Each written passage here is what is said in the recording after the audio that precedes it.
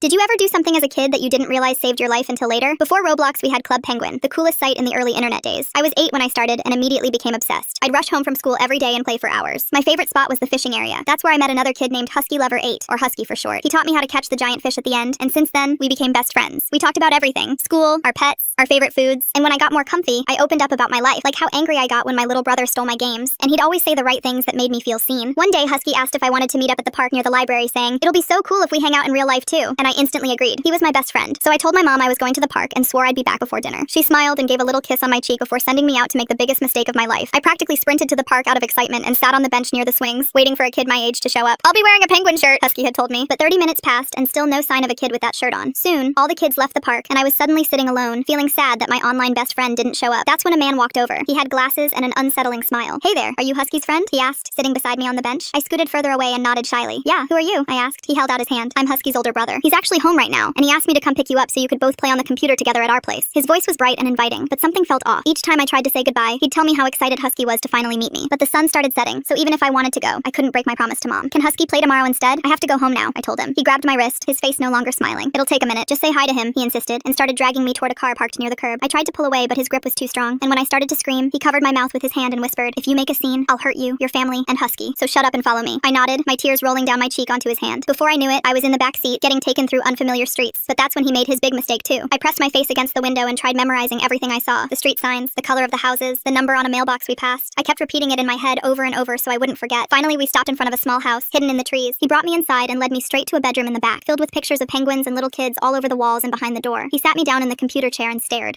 Where's Husky?" I asked quietly. He grinned. "Oh, I'm sorry for lying. I'm actually your best friend, Husky. I just really wanted to hang out with you because you're my favorite person. Please don't be scared," he said. I felt my throat close up. He frowned when he saw me tense up. "Tell you what, you can play on my computer here while I make us some snacks. Be back in a bit." He rubbed my shoulders before stepping out. I sat still for a second and listened to the sound of pans clanking in the kitchen. Then I did the smartest thing I could think of. I went onto a crowded server on Club Penguin and started typing as fast as I could. A man took me from the park. "Send help," I said. Then I gave all the details: street names, mailbox numbers, color of car and house, my full name, everything. People thought I was trolling. Someone even said, "LOL, nice try," and waddled away. But I kept typing. I went to every room in the game and repeated the same message over and over. I just needed one person to take it seriously. And it happened. One kid finally stopped and asked if I was being serious. When I typed yes, he told me to wait while he went to get his mom. I don't remember how long I sat there typing while I cried, but before the kid could come back, Husky entered the room and saw what I'd been up to. He grabbed my arm and yanked me out of the chair. "Why? Why did you do that?" he screamed. He tried dragging toward the back door, telling me we were leaving forever. This time I fought back, grabbing onto anything I could: a door frame, a shelf, anything to slow him down. Then I heard it. Sirens. The front door burst open and suddenly there were officers everywhere. One of them pulled me away from him. Another put him on the ground. The kid who showed their mom saved my life. That mom had called the police in my area and gave them everything I typed. I never found out who they were. I never got to thank them, because after that night, I never logged into Club Penguin again.